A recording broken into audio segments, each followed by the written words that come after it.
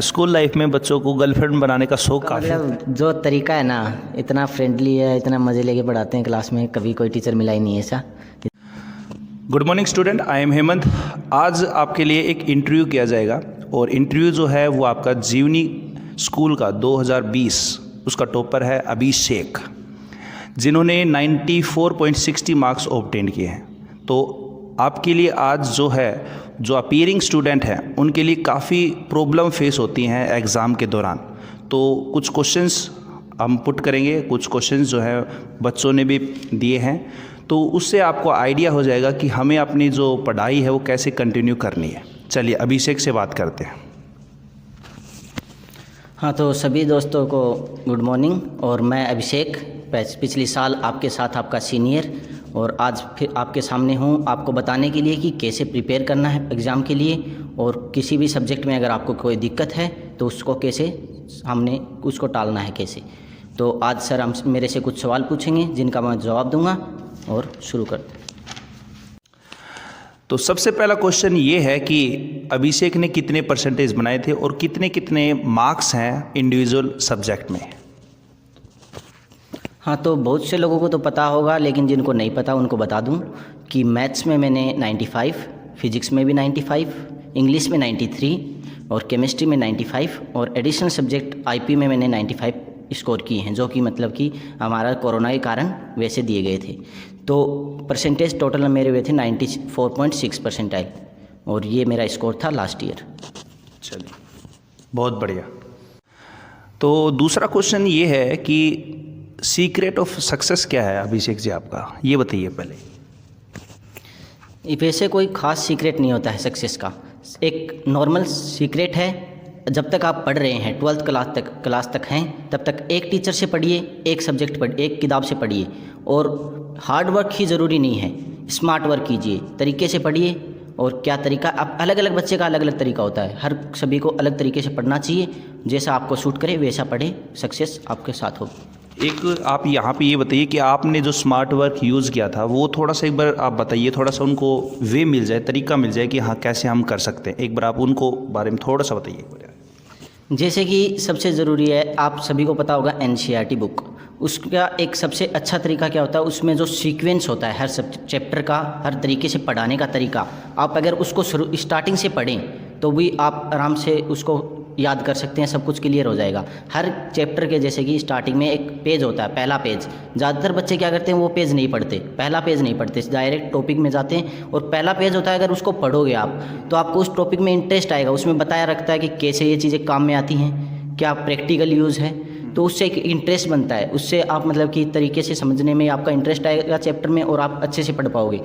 और फिर क्या है कि स्मार्ट वर्क का मतलब ये है कि आपको पता है कि आपके लिए नोट्स कैसे बनाने हैं, कितना शॉर्ट में बनाना है, और कौन कौन सी बुक है, तो मतलब कि उसमें क्या रिएक्शंस कैसे लिखनी है, पहले नेम्स रिएक्शन लिखने, जैसे ऑर्गेनिक की बात करें, या फिर क्या तरीके से करना है, वो आपके ऊपर डिपेंड करता है। स्मार्ट वर्क ज़रूरी नहीं है कि हर जो टीचर बताए वैसे ही होगा, आपका तरीका है, उसके हिसाब से करिए, वो स्मार्ट वर्क है। मतलब दूसरों का तरीका मत अपनाइए, सबसे ज़रूरी चीज़।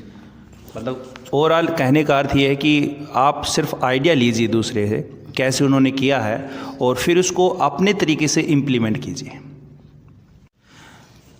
तो नेक्स्ट क्वेश्चन ये है अभिषेक जी कि आपको कितनी उम्मीद थी, मतलब आपकी कितनी परसेंटेज बन जाएंगी आपकी, ये थोड़ा सा बताइए आप। उम्मीद की जहाँ तक बात है, मेरा मानना था कि 90 से ऊपर मैं ज़रूर बना लूँगा, लेकिन कभी इतना नहीं सोचा था कि इतने ज़्यादा बनेंगे।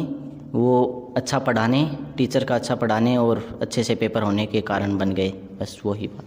मतलब आपने बस कर्म किया था कि हाँ भाई कंटिन्यू मेहनत करते जाएं, उसका जो भी रिस्पॉन्स होगा वो देखा जाएगा। बिल्कुल बिल्कुल ठीक है, ये बिल्कुल सही चीज़ है। नेक्स्ट क्वेश्चन ये है अभिषेक जी कि किस किस ने यहाँ पे आपके लिए हेल्प की थी, मतलब किस किस की हेल्पिंग नेचर थी आपके प्रति, ये थोड़ा सा बताओ आप। हेल्पिंग नेचर कह सकते हैं कि सभी जो हमारे टीचर हैं, स्कूल है, जो मेरे दोस्त थे, सभी ने हेल्प किया मेरे को पढ़ने में, मेरे को आगे बढ़ने में। मतलब कि कह सकते हैं कि कोई भी पीछे नहीं था, मैं सभी के साथ अच्छा व्यवहार था मेरा, सभी से मेरी बनती थी और सभी ने मेरी हेल्प की थी। बिल्कुल बिल्कुल वैसे मैंने इनको पढ़ाया हुआ है, मैं केमिस्ट्री का टीचर था, तो इसका रिस्पॉन्स बहुत अच्छा था क्लास के अंदर भी। जो भी मैं क्वेश्चंस देता था इनको तो बिल्कुल टाइम टू टाइम क्वेश्चंस करते थे और आगे से पुट अप कर देते कि सर ये अगर ऐसी सिचुएशन हो जाए तो ये क्वेश्चन कैसे होगा, डिजिट चेंज कर दिया या सिचुएशन चेंज कर दी, तो इस तरह से बिल्कुल इन्होंने पूछा। ये ठीक है। नेक्स्ट क्वेश्चन ये है कि आपका स्टडी करने का जो तरीका था, टाइम टेबल क्या था आपका? टाइम टेबल का क्या होता है सर कि किसी भी स्टूडेंट लाइफ में कोई फिक्स टाइम टेबल पे हम चल नहीं सकते। मतलब कि कोई घर में शादी हो गया, कोई कारण हो जाता है, या फिर कोई टीचर की वजह से कभी टीचर एब्सेंट है, कुछ और बात हो जाए, कुछ भी बात हो सकती है। मतलब स्टूडेंट लाइफ में आप टाइम टेबल पे रहना मुश्किल है। लेकिन एक बात थी कि डेली का ऐसा था कि आज ये चैप्टर कंप्लीट करना है, मैंने सोच लिया तो वो करना है, कभी भी टाइम निकाल के कर लो। मतलब दिन में जब टाइम मिले तब उसको कर लो। ज़्यादातर मतलब कि मेरा होता था कि मैं दिन में पढ़ता था या फिर सुबह उठ के पढ़ता था या फिर रात को सोने से पहले। दिन बीच के टाइम में कम पढ़ता था, क्योंकि वो क्या होता है कि स्कूल में आना और फिर दोपहर में जाने के बाद में खेलना, वो भी ज़रूरी है। तो उस हिसाब से रात को और दिन में पढ़ने का ज़्यादा टाइम रहता था वैसे देखा जाए। मतलब कहने का अर्थ ये हो गया कि हाँ, मतलब टारगेट बेस्ड पढ़ाई होनी चाहिए, ना कि ये होना चाहिए कि हाँ भाई मेरे को 2 घंटे पढ़ना है। टारगेट होना चाहिए कि मेरे को ये चैप्टर करना है, ये 4-5 क्वेश्चन मेरे को करने हैं। ठीक। और आप मॉर्निंग में ज़्यादा पढ़ते थे या नाइट में? जहाँ तक नाइट और मॉर्निंग का सवाल है, ज़्यादा मेरे को पढ़ना मॉर्निंग में पसंद था, क्योंकि जब सभी सो जाते थे और वैसे भी मतलब रात को भी सो जाते, लेकिन घर पे क्या होता है कि लेट सोते थे लोग मेरे घर पे, तो 10-11 बजे तक सभी सोते थे, तो उससे पहले मैं पढ़ नहीं सकता था ज़्यादा अच्छे से। तो दिन में ज़्यादा अच्छा पढ़ा जाता था, तो सुबह मैं ज़्यादा पढ़ता था उठने के बाद में, तो वो सही रहता था। अभिषेक, जब आप पढ़ते थे तब उस दौरान आपको क्या होता है कि माइंड फ्रस्ट्रेटेड होता है, कभी कभी सिचुएशन ऐसी आ जाती है, तो उस सिचुएशन को आपने कैसे हैंडल किया है? मतलब कोई टॉपिक नहीं आ रहा था या पढ़ाई में मन नहीं लगता कभी स्टूडेंट का, तो उस प्रॉब्लम को कैसे आपने सोल्व किया? और उसमें आपकी फैमिली, आपके फ्रेंड, आपके टीचर्स कैसे उन्होंने सपोर्ट किया था आपको? नर्वस का ये है कि सर आपका इन्वायरमेंट अच्छा होना चाहिए, सबसे पहला ज़रूरी बात। आपके दोस्त हमेशा सपोर्टिव और मतलब कि इन्जॉय करने वाले भी होने चाहिए। आपको ऐसा नहीं है कि पढ़ता रहना है पूरे दिन। आप लगभग दिन में 2 घंटे पढ़े, 3 घंटे पढ़े, बाकी टाइम इन्जॉय करो, कोई दिक्कत नहीं है उसमें। तो मेरे जो दोस्त थे, स्कूल का इन्वायरमेंट था वो हमेशा से इन्जॉयबल और स्टडी के लिए, दोनों के लिए परफेक्ट था।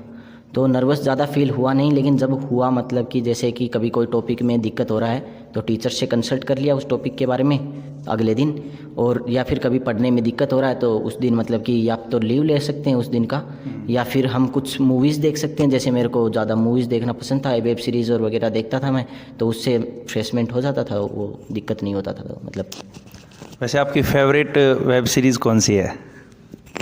मैंने देखा था लॉस्ट इन स्पेस, एक मूवी है, मतलब कि हॉलीवुड की सीरीज़ ही है वो, कि क्या है कि स्ट्रगल पे बेस्ड है कि वो स्पेस में चले जाते हैं और वहाँ पे कैसे स्ट्रगल करते हैं। ओके। तो वो अच्छा लगा था। मतलब बेस्ट तो नहीं कह सकते, वैसे तो सभी बेस्ट हैं, लेकिन वो अच्छा था एक। चलो, कौन सी बुक बढ़िया है मतलब 12th बेस के लिए अगर अपन बात करें तो? 12th में बेस्ट बुक को कोई भी किसी से पूछेंगे तो वो यही कहेगा कि एनसीईआरटी प्रिपेयर कीजिए, एनसीईआरटी बेस्ट है। मैंने एनसीईआरटी किया था। मतलब ये एनसीईआरटी मैंने पहले बताया कि उसका तरीका बहुत अच्छा है। सीक्वेंस आपको ऐसे लगेगा जैसे आप किसी दोस्त से पढ़ रहे हैं, मतलब कि एक औपचारिकता नहीं है, वो एक तरीके से पढ़ाएगा उसमें। मतलब अगर आप खुद से पढ़ रहे हैं तो भी ऐसे लगेगा किसी से पढ़ रहे हैं, एक अलग ही फील आएगा और बहुत अच्छा है। मैंने कहा एक सबसे ज़रूरी चीज़ उसमें ऐसे नहीं कि टॉपिक पे डायरेक्ट मूव कर दिया, स्टार्टिंग से पढ़ो, हर चीज़ पढ़ो। उसमें कुछ एक होता है कि उसमें कुछ अलग से बॉक्सेस रहते हैं जिसमें कुछ अलग बातें होंगी, जिसमें आपका इंटरेस्ट बढ़ेगा, वो भी पढ़ के देखो, उससे अलग इंटरेस्ट आएगा। मतलब ज़रूरी नहीं है वो चैप्टर वो चीज़ आए एग्ज़ाम में, लेकिन उससे बहुत अच्छा फील होगा, अच्छा इंटरेस्ट आएगा। तो नेक्स्ट क्वेश्चन ये है कि आपको कौन सा सब्जेक्ट जो है वो डिफ़िकल्ट लगा, और अगर डिफ़िकल्ट लगा भी है तो उसको आपने कैसे हैंडल किया है? डिफ़िकल्ट कोई सब्जेक्ट नहीं होता, जैसे कि सभी कहते हैं, आपने सुना भी होगा बहुत से लोगों से कि कोई भी सब्जेक्ट डिफ़िकल्ट नहीं होता है। जैसे कि अभी आपको कि तेरे को ज्योग्राफी पढ़ना है, वो ज़रूरी है। मान लो कि आपको नंबर लाने हैं, ज़रूरी नहीं आपके करियर में काम आएगा, लेकिन आपको नंबर लाने हैं, जैसे 10th में होता है, क्योंकि परसेंटेज मैटर करता है आज के टाइम में। तो उसके लिए आप क्या कर सकते हैं कि वो पढ़ेंगे, जैसे आप पढ़ेंगे आपको क्लियर हो जाएगा। कोई ज़रूरी नहीं है कि वो डिफ़िकल्ट है, डिफ़िकल्ट नहीं होता, आपको पढ़ने में दिक्कत है। मतलब कि ऐसा कोई नहीं मिला है मेरे को आज तक जिसने कहा कि मैंने पढ़ा है बहुत अच्छे से लेकिन मेरे को नहीं समझ में आ रहा। या तो अगर उसको नहीं समझ में आ रहा है ना, तो उसका एक ही कारण है, उसने अच्छे से नहीं पढ़ा। ठीक। सिर्फ एक ही कारण हो सकता है और कोई दिक्कत वाली बात नहीं। मतलब सिंपल सी बात ये है कि कोई भी सब्जेक्ट अगर आपको पढ़ना है तो उसके लिए आपको माइंड सेट करना पड़ेगा। विदाउट माइंड सेट अगर आप उसके अंदर कूद गए तो आपको प्रॉब्लम आएंगे। अभिषेक, आपने जो सिलेबस है वो कब तक ख़त्म कर दिया था और कब तक ख़त्म करना चाहिए? जो अभी आपके नए स्टूडेंट हैं, अपीयरिंग स्टूडेंट हैं, उनके लिए कब तक क्या हो? सिलेबस का ऐसा है सर कि मेरा जो सिलेबस है, ऐसे मान लो जब पेपर हुआ था तब मेरा सिलेबस कंप्लीट हो चुका था। कहने का मतलब ये है कि ऐसा नहीं है कि मैंने 2 महीने पहले कंप्लीट कर लिया, मेरे 2-3 दिन पहले हुआ है कंप्लीट। मतलब कि ऐसा है कि मेरा एक अलग है कि मैं एंड में ज़्यादा पढ़ता हूँ। ज़्यादातर बच्चों का ही होता है, ये नॉर्मल सी बात है। जब दिक्कत होती है, ऊपर से प्रेशर पड़ता है, तब सभी पढ़ते हैं। लेकिन जहाँ तक आइडियल की बात है, आपको अच्छे नंबर लाने हैं तो आपको 2-3 महीने पहले कंप्लीट कर लेना चाहिए ताकि आप रिवीजन कर सकें अच्छे से। नवंबर तक? हाँ, नवंबर तक तो लास्ट है, मतलब नवंबर तक तो कर ही लेना चाहिए। सितंबर अक्टूबर तक आपका एक बार सिलेबस हो जाना चाहिए, मतलब कहने का अर्थ ये है। ठीक है, चलिए। अभिषेक, कोई भी सब्जेक्ट जो है आपने रिवीजन कैसे किया था उसको? मतलब पर्टिकुलर एक इंटरवल के बाद या कैसे क्या किया, वो बताइए एक बार। रिवीजन का ऐसा है सर कि मतलब कि मान लो आपने पूरा सिलेबस कंप्लीट कर लिया है, अभी आपको क्या होगा कि हर चैप्टर में कुछ चीज़ें ऐसी होंगी जो एकदम से कंफर्म याद होंगी, उनको पढ़ने की भी ज़रूरत नहीं है। और कुछ चीज़ें ऐसी होती हैं जो याद नहीं रहती, भूल जाते हैं। तो ज़्यादातर बच्चों की दिक्कत ये होती है कि वो फिर से वही पढ़ लेते हैं जो उनको याद है। तो आपको क्या करना है कि पहले 15 या 10 दिन उन सभी चैप्टर के हिसाब से उन चीज़ों को लिखना है एक कॉपी में, जो कि आपको याद नहीं है। शॉर्ट नोट्स जो याद नहीं है वही लिखना है, याद है उनको लिखने की ज़रूरत नहीं है। और उनको हर 5, 4 या फिर 7 दिन के बाद में रिपीट करना है, मतलब कि स्टडी करना है एक बार। नोट्स आपने बनाए हैं वो पर्टिकुलर आपको रिवीजन करना है। हाँ, एक बार फिर से पढ़ लो तो क्या होगा, वो शॉर्ट नोट इतने ही होंगे कि आप आराम से 2 घंटे 3 घंटे में पढ़ सकते हैं एक पूरा एक अभी जो मई में पेपर देंगे बच्चे अभी, तो उनके लिए कैसे रिवीजन करें? क्योंकि अभी उनके पास 1 महीना ही बचा उनके, तो उसको थोड़ा सा एक बार आप बताइए उनको कैसे क्या रिवीजन करें। उनके लिए भी यही है कि मतलब कि आपको जो याद है वो तो ठीक है, लेकिन आपको कुछ भी छोड़ना नहीं है। तो इसलिए जो इतना भी नहीं होगा कि मतलब क्या है कि जो याद नहीं रहती ना वो चीज़ें कम होती हैं, लेकिन हम उनको पढ़ते नहीं हैं तो वो याद भी नहीं होती। तो उनको लिख लें, ज़्यादा से ज़्यादा 3 दिन 2 दिन में लिख लेंगे। जैसे मैथ्स में फॉर्मूले होते हैं, फॉर्मूले याद नहीं रहते, 1 दिन में लिख सकते हैं, कोई दिक्कत नहीं है। उनको पढ़ते रहिए और क्वेश्चन सोल्व करिए, पिछले साल के पेपर सोल्व कर लीजिए, हो जाएगा। ठीक। प्रैक्टिस पेपर कितने हेल्पफुल है? मतलब प्रीवियस ईयर के अगर हम पेपर निकालें तो कितने हेल्पफुल हैं, उसमें कितना क्या मदद मिलेगी, एक बार बताओ। हाँ, बिल्कुल हेल्प मिलेगी सर, क्योंकि पिछले साल के आप अगर पेपर देखे हुए हैं तो आपको आइडिया लगेगा कैसे पेपर आ रहा है, क्या है। लेकिन प्रैक्टिस पेपर तभी देखें जब आपका सिलेबस हो जाए, आपको सब कुछ याद हो, आपने NCERT एटलीस्ट कर रखा हो, तभी करें। बेस्ट कर रखे हो? हाँ, मतलब NCERT तो आपका क्लियर हो तभी प्रैक्टिस पेपर करें। और फिर क्या होगा कि उससे आपको पता चलेगा किस चैप्टर से कैसे प्रश्न आते हैं, कैसे क्या क्वेश्चन होते हैं, मतलब और कैसे क्या होता है, जो भी चीज़ें हम आपको पता। मतलब ये है कि प्रैक्टिस पेपर से आप करोगे तो आपको ये पता चल जाएगा कि इस पर्टिकुलर चैप्टर के अंदर कौन सा टॉपिक आपका इम्पोर्टेंट है, उसके ऊपर स्ट्रेस मार्क हो जाएगा आपका। ठीक है, चलिए। अभिषेक, आपने जो पेपर है वो कैसे अटैम्प्ट किया था? मतलब इंडिविजुअल जैसे मैथ का, इंग्लिश का, कैसे आपने पेपर अटैम्प्ट किया? क्या आपका मतलब रिस्पॉन्स था आपने जब पहले पेपर को देखा? बाकी जो सब्जेक्ट हैं इंग्लिश को के अलावा उसमें ज़्यादा दिक्कत नहीं होती है बच्चों को। मैथ में हो सकता है किसी को लेंदी लगे पेपर, लेकिन उसमें क्या है कि अगर आपको आता है तो आप कर दोगे आराम से। लेकिन उसमें भी ये है कि कुछ बच्चों को आजकल क्या हो रहा है कि MCQ आ रहे हैं। हाँ, बिल्कुल। तो उसमें कभी बच्चों को दिक्कत होता है, किसी को नहीं होता। जिसको दिक्कत हो रहा है वो उनको पहले रहने दें, 4 नंबर 2 नंबर 3 नंबर वैसे वाले क्वेश्चन पहले कर लें जो आते हैं, और बाद में लास्ट में उनको देख लें। जिनको दिक्कत नहीं हो रहा, मतलब जैसे पहले 10 मिनट 15 मिनट में ही कर सकते हैं आप, तो उनको पहले कर लीजिए, कोई दिक्कत नहीं है। और इंग्लिश का जहाँ तक सवाल है उसमें थोड़ा सा दिक्कत होता है कि वो लेंदी पेपर होता है। तो उसमें क्या होता है कि बोर्ड्स में पहले 15 मिनट मिलते हैं पढ़ने के लिए पेपर को। तो पहले 15 मिनट में आपको पेपर पढ़ना नहीं है, आपको सिर्फ पैराग्राफ के आंसर चेक करने हैं। जो मैंने जो स्ट्रेटेजी किया था कि आंसर जो होते हैं ना, पहले पैसेज के आंसर देख लो दोनों के, और जैसे ही पेपर स्टार्ट हो आप आंसर करना शुरू कर दो। आखिरी के पेज पढ़ने की ज़रूरत नहीं है। बच्चे क्या करते हैं, 15 मिनट बहुत ज़्यादा होते हैं पढ़ने के लिए पेपर, वो पढ़ते हैं, पहले पैसेज पढ़ते नहीं है। मतलब कि पैसेज चलो ठीक है, फिर आगे क्वेश्चन पढ़ लेते हैं, फिर बैठ जाते हैं आराम से। आप पैसेज के आंसर देख लो, फिर क्या करना है, जैसे पेपर स्टार्ट हो करो और आपके आराम से पेपर हो जाएगा। इंग्लिश में क्या होता है, बच्चे पैसेज में लगभग 1 से 1.5 घंटा लगा देते हैं पहले 2 पैसेज में ही, तो उसकी वजह से पूरा टाइम चला जाता है। फिर होता करना है चाहिए नहीं करना चाहिए मतलब? हाँ, पैसेज कर लो, लेकिन क्या है कि आपको पहले आंसर टिक कर, मतलब टिक तो कर नहीं सकते, लेकिन आप देख लो जब रीडिंग का टाइम मिलता है तब पैसेज में आंसर देख लो। अगर आपने सभी मार्क कर लिए लगभग, जैसे 2 क्वेश्चन बच गए बाकी सभी कर लिए, तो उनको लिख लो जल्दी। लिखने में टाइम तो जाएगा नहीं, लगभग आधे घंटे में दोनों लिख लोगे। तो इस वजह से अगर कर लिए सारे, मिल गए हैं लगभग तो कर लो, वरना कम मिले हैं तो उसको लास्ट में देख लेना बचे हुए को, उसके हिसाब से। मतलब आपने जो पेपर है वो कितने घंटे में पूरा कर दिया था? मतलब 2 घंटे लगे थे, 2 घंटे या 2.5 घंटे लगे थे आपको?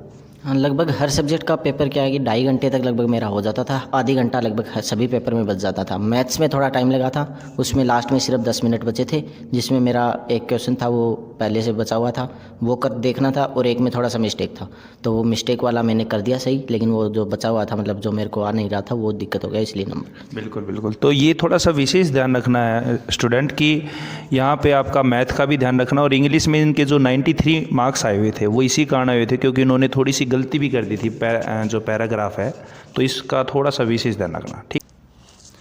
एक क्वेश्चन था कि मतलब मैं केमिस्ट्री पढ़ाता हूँ, तो केमिस्ट्री में आपको कितनी क्या प्रॉब्लम हुई है जब आपने पेपर दिया है, तैयारी की है इसकी? केमिस्ट्री में क्या कभी दिक्कत हुआ ही नहीं, आप पढ़ाते हैं, आपके पढ़ाने में कोई दिक्कत ही नहीं है। आपका मतलब जो तरीका है ना, इतना फ्रेंडली है, इतना मज़े लेके पढ़ाते हैं क्लास में, कभी कोई टीचर मिला ही नहीं है ऐसा इतने अच्छे से पढ़ाने वाला, तो कभी कोई दिक्कत ही नहीं होती। मेरे केमिस्ट्री में कोई कह ही नहीं सकता कोई आपसे पढ़ा हुआ बच्चा की दिक्कत है, मैं कह सकता हूँ ये यहाँ पे बैठा हुआ हूँ, तो यही बात है सर। ठीक है, थैंक यू वेरी मच। एक क्वेश्चन पूछा था किसी स्टूडेंट ने, सौरभ नाम है उनका, उन्होंने कहा था कि एग्ज़ाम के दौरान क्या होता है सर, हम भूल जाते हैं जो पढ़ के जाते हैं, तो उसको आपने मतलब आपके सामने फेस हुआ था, अगर हुआ था तो आपने उसको कैसे हैंडल किया? देखो क्या है कि भूलने का 2 कारण होते हैं। पहला कि बच्चे ने लास्ट 1 दिन में पढ़ा है या फिर 2 दिन में पढ़ा है, रट्टा मार के गया है, उस वजह से हो सकता है, या तो भूल जाएगा वहाँ पे जाके क्योंकि वो याद नहीं रहे, सब कुछ मिक्स हो जाएगा। या फिर दूसरा कारण क्या हो सकता है कि आपका पहले का दिन में कुछ गड़बड़ हुआ है, मतलब आपका दिन अच्छा नहीं गया, कुछ ऐसे बाहर का इन्वायरमेंट अच्छा नहीं था, मतलब आप सोए नहीं हैं, कुछ और बात है, ऐसे ये भी कारण हो सकता है। तो उस पर डिपेंड करेगा। ज़रूरी है कि पहले दिन सोना, अच्छे से सोना, इन्वायरमेंट अच्छे से रखना, कोई टेंशन नहीं रखना, और पढ़ना पहले पढ़ा हुआ है तो वैसे कोई दिक्कत नहीं होगा, थोड़ा पढ़ना लेकिन लास्ट के दिन में। मतलब ये है कि एग्ज़ाम जब आपका है, मतलब सपोज़ कीजिए अगर एग्ज़ाम आपका 11 बजे स्टार्ट है, तो आप ये 9 बजे आप जो नोटबुक है आपकी उसको आप रख दीजिए, ठीक है, और फिर इस दौरान जो है वो अपने फ्रेंड से बात करिए आराम से।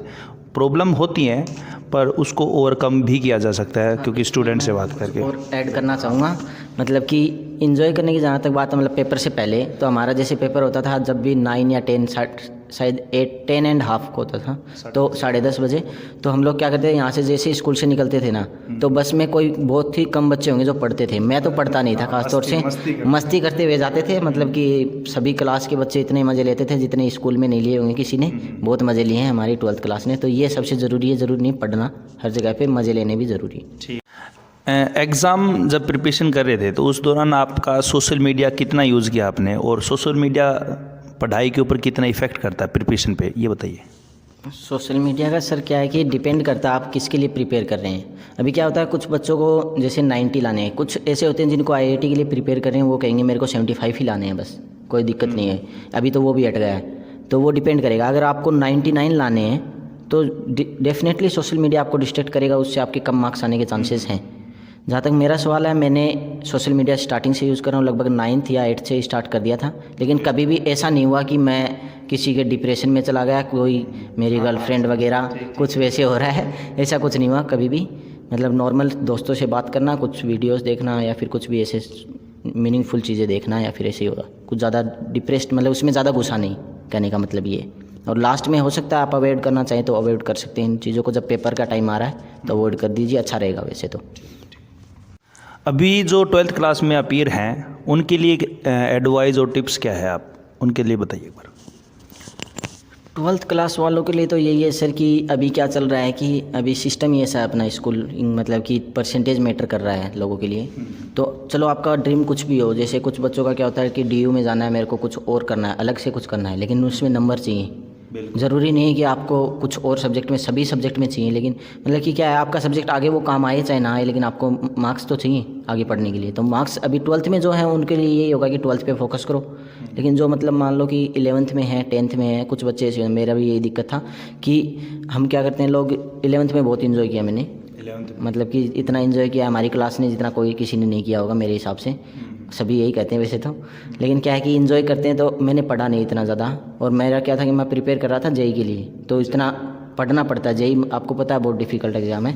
तो क्या है कि आप अगर जेई के लिए, कोई नीट के लिए, इसके लिए प्रिपेयर कर रहे हैं, तो 11th में ही कोई कोर्स मतलब अलग से पढ़ें।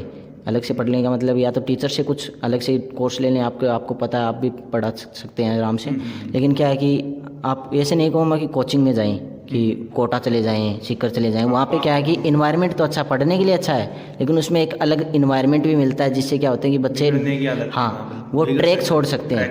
तो उससे आप मतलब कि घर पे पढ़ें, डिस्टेंस लर्निंग जैसे अनअकैडमी पढ़ लें, यूट्यूब से पढ़ लें, या फिर अपने टीचर्स से पढ़ लें, अलग से कोई कोर्स ले लें। मतलब ये या क्या होता है टीचर्स के साथ है कि स्कूल में होते हैं तब उनको तो पता है कि 12th तक की पढ़ाना पड़ेगा, क्योंकि सभी बच्चे थोड़ी जेई के लिए जा रहे हैं, वो कहेंगे क्या पढ़ा रहे हैं, ये हमारे काम का नहीं है। तो अलग से पूछ लें। आपने जो जेई की तैयारी की है वो मतलब सेल्फ की है, कैसे क्या की है? अभी 11th में मैं पढ़ा नहीं, वो दिक्कत था मेरे ज़्यादा। और 12th में मैंने पढ़ा था, मतलब ठीक ठाक क्लास में पढ़ा था और वैसे अलग से पढ़ रहा था, तो इसलिए 11th में नहीं पढ़ा, तो मतलब मेरे अच्छे मार्क्स नहीं आए। वही मैंने बताया कि स्टार्टिंग से पढ़ना ज़रूरी है। तो अभी ड्रॉप लिया है। आपके कितने मार्क्स बने अभी? मेंस में इस बार मतलब पहले तो मेरे, जब मैं 12th में था तब मेरे 82 परसेंटाइल बन रहे थे। तो अभी मैंने ड्रॉप लिया है और अभी मैं कर रहा हूँ मतलब कि तैयारी एडवांस की और मेंस की दोनों की। बढ़िया है। आपका स्कूल लाइफ का एक्सपीरियंस कैसा रहा, मतलब इस दौरान 12वीं तक का आपका क्या एक्सपीरियंस है, और क्या आप मतलब सजेशन देना चाहते हो?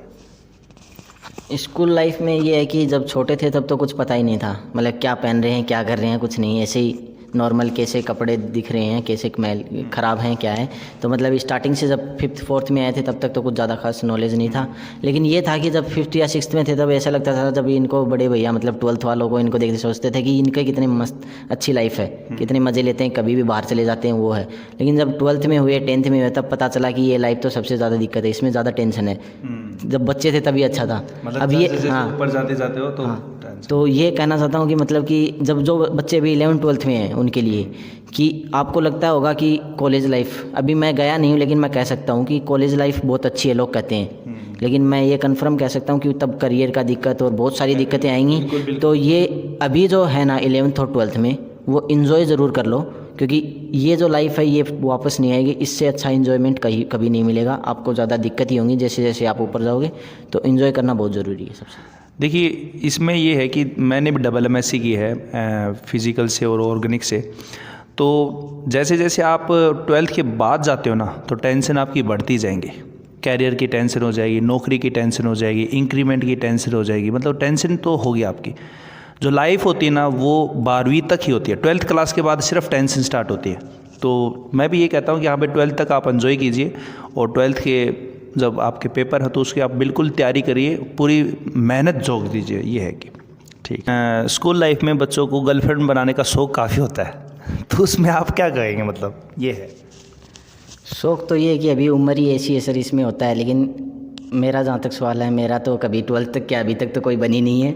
जब भी बनी है मेरे दोस्तों की बनी है, और वो भी ऐसे है जिनको, जो मैं ज़्यादा अच्छी मेरे को भी नहीं लगी, तो उनसे भी कुछ बात नहीं कर सकता कि मतलब ऐसे कि भाई हाँ क्या ढंग, कुछ भी बात नहीं, मेरे को वैसे ही पसंद नहीं थे वो। जिसके साथ बनी है, तो मतलब कहने का मतलब ये है कि हाँ जिसकी बन जाए करो एंजॉय, क्या दिक्कत है। लेकिन इतना भी ज़्यादा वो मत हो जाओ कि इन्वॉल्व मत हो जाओ कि तुम उसी के बारे में सोच रहे हो, वो ये जो है पढ़ाई कुछ नहीं, घर वाले कुछ नहीं, ऐसे नहीं है।